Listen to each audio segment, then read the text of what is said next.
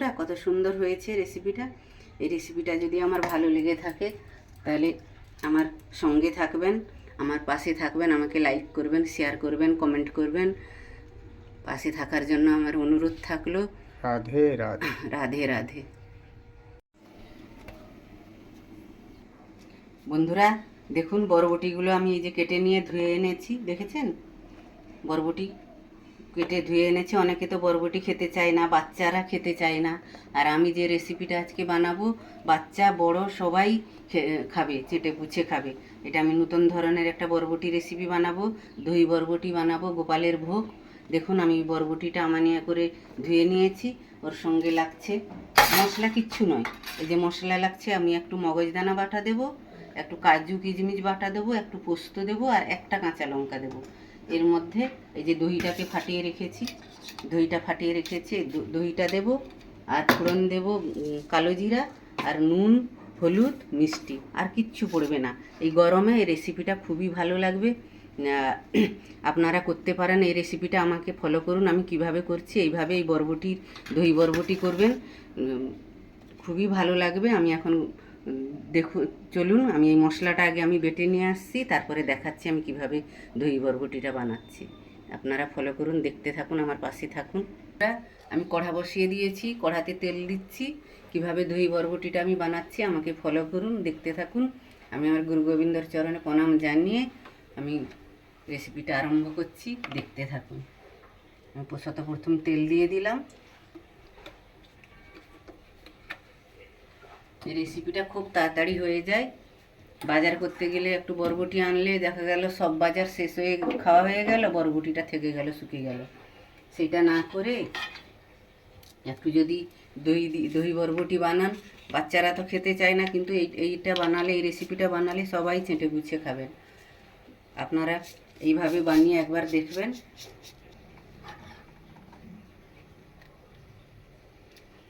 ফেলনা কিছু যায় না বন্ধুরা, সব কিছুই রান্না করা যায়। একটু এদিক এদিক করে রান্না করলেই সব কিছু রান্না করা যায়। একটা আমি শুকনো লঙ্কা দিয়ে দিলাম ফোড়নে।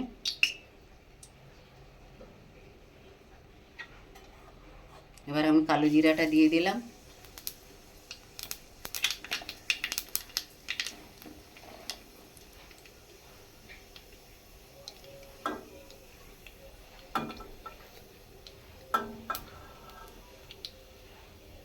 এবার আমি বরবটিটা দিয়ে দিলাম।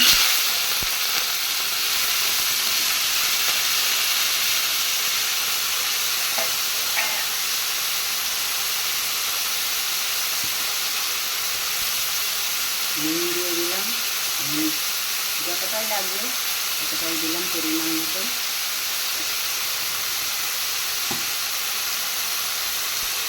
হলুদ দিয়ে দিলাম।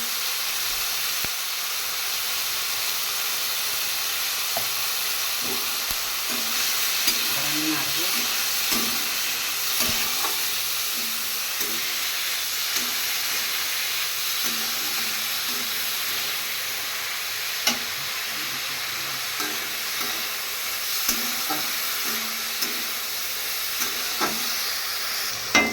এবার আমি 2 মিনিটের জন্য ঢাকা দিয়ে দিচ্ছি, সিদ্ধ হয়ে যাবে। বন্ধুরা দেখুন, বরবটিটা ভাজা ভাজা হয়ে গেছে। এবার আমি কাজু কিশমিশ, পোস্ত, মগজদানা, একটা লঙ্কা যে বেটে রেখেছি, এই পেস্টটা দিয়ে দেবো। আপনারা চাইলে, সবার ঘরে তো আর পোস্ত থাকে না, কাজু কিশমিশ থাকে না, যেহেতু আমার ঘরে রোজের গোপালের অন্নভোগ হয়, আছে, আমি দিলাম। এই রেসিপিটা আপনারা দই দিয়ে আর সাদা সরষা দিয়ে আর বাদাম দিয়েও করতে পারেন, খুব ভালো লাগবে। আমি মশলাটা দিয়ে দিচ্ছি। এবার এই মশলাটা দিয়ে দিলাম।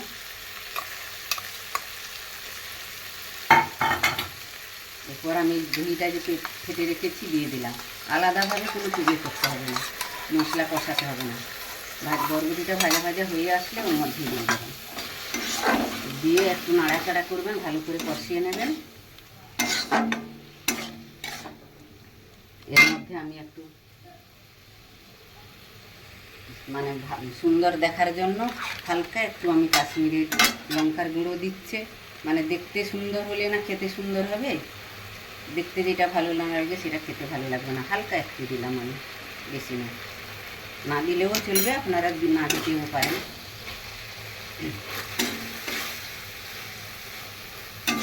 এটাকে আমি ভালো করে কষিয়ে নেব,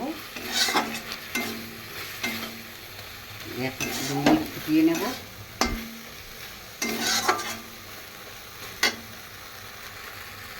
একটু চিনি দিয়ে দিলাম, নিরামিষ রান্না তো একটু চিনি না দিলে সবজিতে ভালো লাগে না। যে যেরকম মিষ্টি খান সেইভাবে দেবেন। রেসিপিটা খুব তাড়াতাড়ি হয়ে যায় বন্ধুরা, মানে হাতে 2 মিনিট টাইম থাকলেই রান্না হয়ে যাবে এটা খুব তাড়াতাড়ি।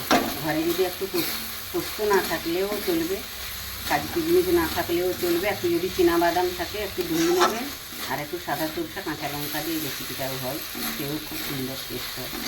এটা আমি সবার জন্য করছি, সবাই যাতে করতে পারে এভাবে হেল্প দিতে। এবার জল দিয়ে দিলাম, মশলা বাটা জলটা দিয়ে দিলাম ওর মধ্যে।